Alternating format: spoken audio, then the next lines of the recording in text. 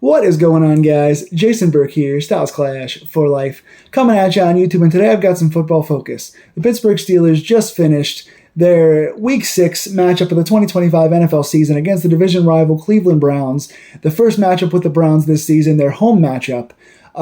First divisional game of the season, so obviously it's important. Pittsburgh coming in off the bye, came into this game at 3-1. I believe the Browns came in at 1-3. Cleveland making headlines this week for trading Joe Flacco, the ex-Ravens quarterback, over from the Browns to the Bengals. Now, they're a team that has a bright future ahead because of the rookies on their team. They have to see if Dylan Gabriel is going to be the guy. Shedeur Sanders is now the clear number 2 on the team, so 2 rookie quarterbacks, 2 rookie running backs in Sampson and Judkins, who look pretty good, a rookie wide receiver in Isaiah Ford, a rookie tight end who I like a lot in Harold Fannin. Lots of young guys on this team for the Browns, so the future's bright, but right now just at 1-3. With Burrow going down for the Bengals and the Ravens losing Lamar Jackson for a while and losing today as well. Pittsburgh is in the catbird seat as far as record, as far as health, as far as injuries. Pittsburgh looking good right now, but coming into division games, you really want to win those. Pittsburgh now has 2 of those in 5 days, playing at home here against the Browns and then playing on Thursday night against the Bengals. So getting back-to-back divisional games, which are really important to win. Pittsburgh does win this game and wins this game in the most dominant fashion that I've seen Pittsburgh win a game in so far this season. Pittsburgh goes ahead and wins this game 23-9. Good overall performance. Offense, defense, special teams all playing overall pretty solid. Just 9 points allowed for the Browns. No touchdowns today, just 3 field goals. Pittsburgh doing a nice job as they usually do, winning coming off the bye, as they almost always do. Also beating Cleveland at home, as they almost always do. And winning pretty dominantly and getting pressure on rookie quarterbacks, as they almost always do. Offensively, Pittsburgh had a very interesting strategy today. A lot of interesting personnel on the field. Calvin Austin did not play. It was one of our few injuries coming into this week. Most guys got healthy. Austin did not play, so DK Metcalf was the only wide receiver Pittsburgh seems to trust. I was going to come in and complain about Roman Wilson not getting more of an opportunity. We'll get into that. But Pittsburgh decides to do a lot of 13 personnel today, which is 1 running back and 3 tight ends. Pittsburgh rotating all 4 of their tight ends in quite frequently in this game, so all 4 tight ends getting to play, 3 playing at one time quite a bit. Pittsburgh also using some 2 running back sets where Kenneth Gainwell did some things in the slot, moved around on some reverse things. They pretty much used Jonnu Smith as our wide receiver too. He was in the slot a bit. He was even outside lined up a bit. He took a rush for 10 yards today. So he was kind of used as our second receiver. They fluctuated some other guys in here and there, but it was a lot of, like I said, 3 tight ends, 4 guys being rotated, 2 running backs. Scotty Miller, Ben Skoranek, and Roman Wilson all did kind of get some opportunities in motion to play a little bit here and there, but not a ton. They relied a lot, like I said, on those tight ends today. Running the ball pretty solid. Middle of the offensive line looks good, but they are determined to just have DK be the main receiver and have the committee be everybody else. I guess they don't believe in anybody else besides Calvin and DK. As far as wide receivers go. So they ran a very, I can't say conservative, but I can say run-heavy, pounded situation. A lot of like short screens and short slants and things, a couple end-around things to the tight ends, using them to supplement the lack of Calvin Austin, giving DK some go balls. And that's pretty much it offensively. Other than that, it was running the ball, controlling the clock, pounding the middle of the offensive line, just kind of letting all 3 running backs get in there as well today. So interesting strategy offensively. Defensively, overall, like I said, very good. 3 points allowed at halftime, 6 points in the second half, so 9 total, no touchdowns. The only 2 things I could complain about on defense are, number 1, penalties. Penalties hit us hard on both sides of the ball today. I'll just give the number now. Pittsburgh usually averaging 4.5 penalties per game. We were the fewest penalized team in the NFL coming into today and had 10 penalties for 59 yards today. Just egregious, just more than double our usual output. 10 penalties today. Hurt us on both sides of the ball. But that needs cleaned up badly. That's something we've been disciplined about so far this season, but not today. When you're playing against a young and inexperienced team, you can't allow penalties, especially for drive extenders. and offensively you can't allow the flow of your team, especially whenever one of your key receivers is injured. You can't allow the flow of your team to get stuck in, 2nd and 15, 2nd and 20, 1st and 20, stuff like that. Also, dropped interceptions. We had, I think, at least four. I think 4 balls that were either tipped or were in the hands of our guys that weren't caught. You got to get those turnovers. Pittsburgh has been very opportunistic at getting sacks and splash play turnovers. We did get the sacks today, third week in a row. We got third game in a row. We got a bunch of sacks today, 6 more for our defense. We just didn't catch any of those 4 picks. No interceptions today, no turnovers. Usually against rookies, we do that a lot, and today we just couldn't. We had our hands on the ball. We jumped some routes. We batted some balls, got some balls in the air, but just did not manage to convert those into turnovers. But we still wound up winning 23-9 anyway, because again, the defense did not break today at all for touchdowns. Let's get into some stats real quick. Aaron Rodgers, a pretty efficient game, although he looked a little off at times today, but overall 21 of 30, so just 9 incompletions. 21 of 30 for 235 yards, 2 touchdowns, no picks. One of those touchdowns was a hard throw across the body. He was running toward his right side, threw back across his body. A dart up and away from the defender in the back of the end zone to Connor Hayward. My buddy Connor Hayward gets 1 target today, 1 catch and 1 touchdown. Good to see Connor Hayward getting used. Like I said, all 4 tight ends were used as receivers today and blockers. They were used as fullbacks. They were used as slots. They were used on the outside. The tight ends were very much an Arthur Smith dream today. Arthur Smith loves his tight ends. So Connor Hayward gets the ball across Rodgers' body, boxes the guy out, uses his hands, gets the ball away from the defender, and gets a nice catch for a touchdown. The other touchdown was a DK go ball. DK Metcalf had caught a nice one-on-one ball earlier in the game, and then the second one he beat the guy on big time, and Rodgers missed him.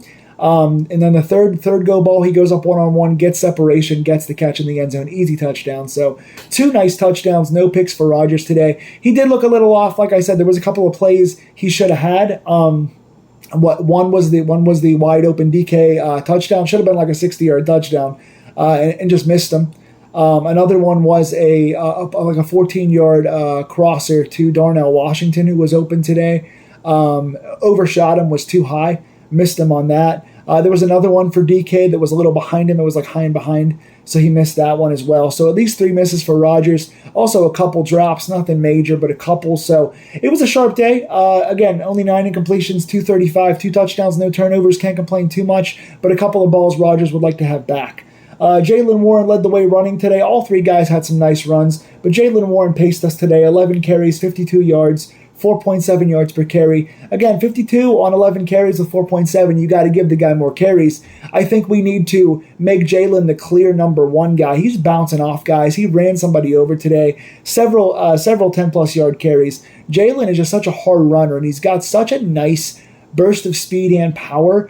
He starts off hitting the hole really fast, makes nice cuts, very good footwork in the hole, and then runs guys over and finishes the run strong. You can't ask for anything more from a running back. He's a complete running back and should be a star in this league. I think he needs more carries. They still gave Gainwell a few too many, although he did have 2 really nice ones in this game, and also 2 nice carries for Caleb Johnson, the rookie. So all 3 guys now getting involved. I don't mind there being a second running back, and Kenneth Gainwell came off a really nice, almost 100-yard game 2 weeks ago in our last game.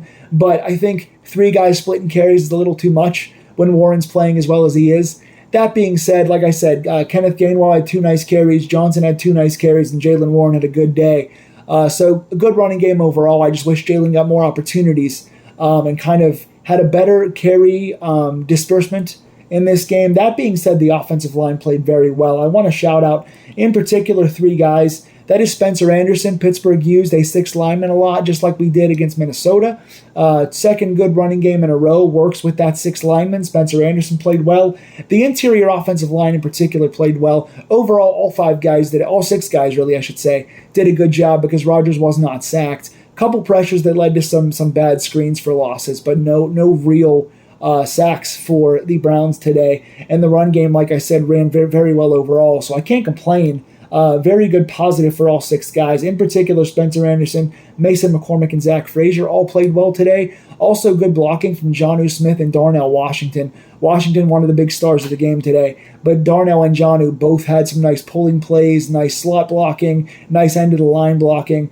Really nice job. If you're going to be run heavy and you're going to rely on only having 1 receiver you really trust, and you're going to use your tight ends, they've got to receive and block, and they all did well today. So offensive line and tight ends all get positives for us today.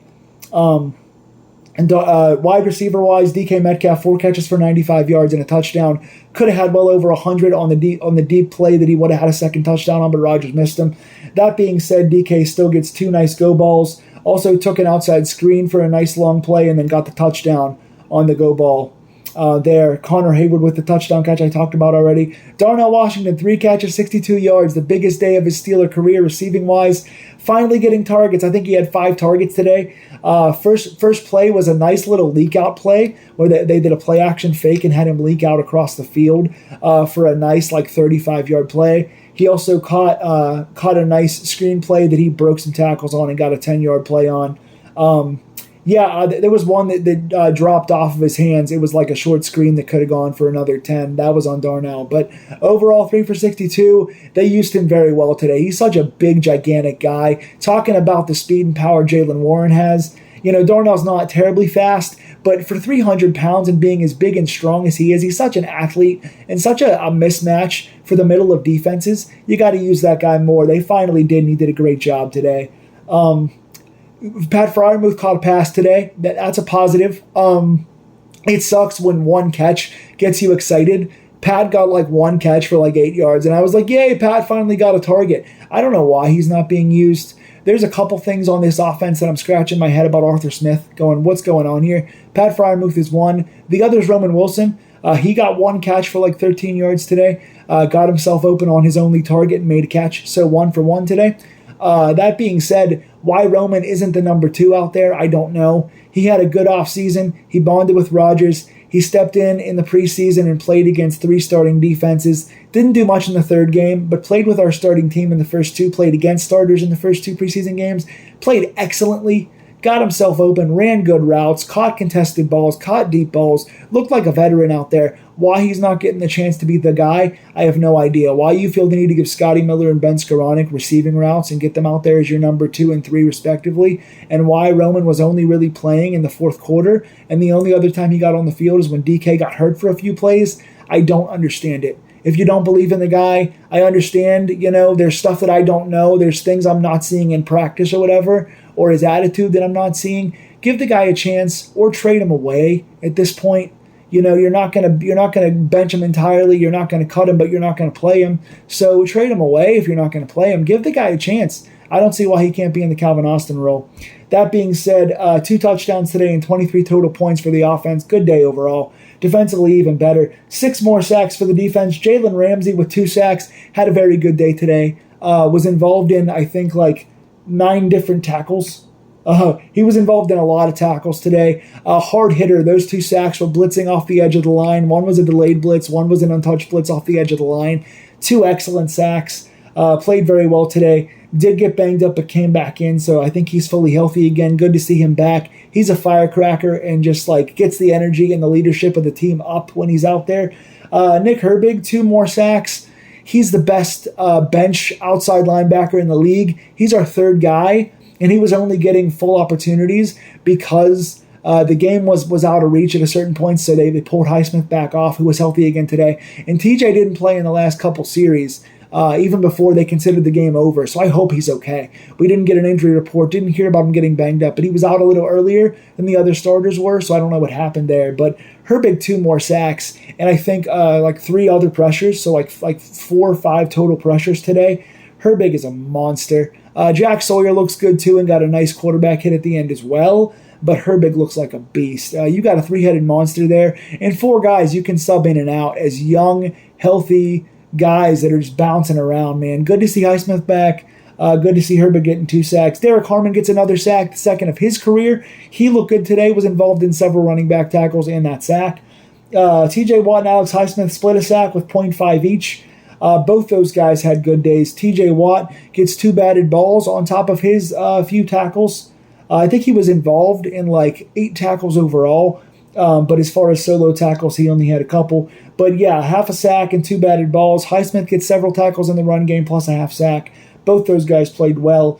Darius Slay, very good game. Good in coverage, good in tackling. He's all over the field today. Big day for Slay. Patrick Queen involved in like 8 or 9 tackles today. He played well. Middle of the field still open. Harold Fanning got a few nice plays, but Queen's coverage wasn't bad, and he was all over the field as far as pursuit. They held Quinshawn Judkins at 10 carries for 30 yards, just 3 yards a carry. Overall, the Browns only had like 45 rush yards. Very, very nice. Good job in pursuit by Queen. Good job by Deshaun Elliott hitting some guys. He was all over the field today. Both Queen and Elliott did drop potential interceptions, though, but good to see those guys making a lot of plays. JPJ is back. Joey Porter Jr. was back. Again, that's why there was not a lot of outside production. The only catches by the Browns were Njoku and Fannin, really. Judy got a few, but nothing big on the outside. JPJ, he did drop 2 interceptions today, 2 chances to get picks. Other than that, didn't get beat too much, looked pretty good out there. Did go down at the end of the game, got hurt, got back up, got hurt again. Didn't look like himself those last couple of plays, was laying on the field injured. So let's hope that he didn't come back too soon. This was his first game back after a few games away. So good to see those guys healthy, but I hope they're all healthy going into this Thursday's short week. Like I said, penalties 10 for 59 on both sides of the ball. That was a negative. Jabril Peppers I put as a negative. 1 penalty on defense that extended a drive for the Browns, and also 1 penalty on special teams that took away a Keyshawn Williams. Keyshawn Williams was called up, our undrafted rookie who played well in preseason, was called up today because of the injury to Calvin Austin. Didn't get to play on offense, but did return kicks and punts. Returned 3 of them. 2 decent ones, nothing special but solid, and then had 1 really good one, the opening kick, that he returned for like 40-something, 50 yards, and was called back on a Peppers penalty. So 2 bad ones for him today. Special teams-wise, Boswell, 3 of 4, made 3 field goals, including a 50-yarder. Today, the only miss was because there was a freaking pothole-sized divot in the field. So much like the rest of Pittsburgh, there are potholes on our field. So much like Pittsburgh, our field generals need to get on sodding the field and fixing it. The combination of Pittsburgh Steeler games plus Pitt games had our field looking like crap today. Lots of guys slipping. Lots of guys dropping balls today on both sides of the field. So not good field conditions today with the rainy field. Boswell did step in a pothole and miss one. Luckily, he didn't freaking tear or pull anything because that was a bad-looking fall. But either way, Boswell 3 of 4. The 1 miss wasn't his fault. Fix the field, please. Waitman, 2 punts today for 84 yards, a 42.0 yards per punt. Average was 0 inside the 20, but a good, quick day for Waitman. 2 touchdowns, 3 field goals. Waitman didn't have to punt much, so that feels good. Pittsburgh gets a nice 23-9 win. Wasn't the prettiest at all times. Didn't look great all the time, but played with a few guys kind of playing banged up, and hopefully nothing major coming out injury-wise. So Pittsburgh now goes to 4-1, gets their first divisional win, starting to chain some wins in a row. They've looked now their best so far they've looked this season, 2 games in a row. Looking really good, especially on defense with splash plays. Going now on a short week to play Cincinnati, who's also banged up, obviously. It's going to be Joe Flacco in there. If he survives today against that bad offensive line, we look to get a lot more sacks this Thursday. So I'll see you guys on Thursday for another Steeler review. But tell me who impressed you in this game. Who did you like and who did you not like in this game and why? Tell me in the comments down below. Please like, share, and subscribe these Pittsburgh Steeler Deep Dives if you want more of these. Pittsburgh gets a nice win. It feels good today. See you guys on Thursday. Go Steelers.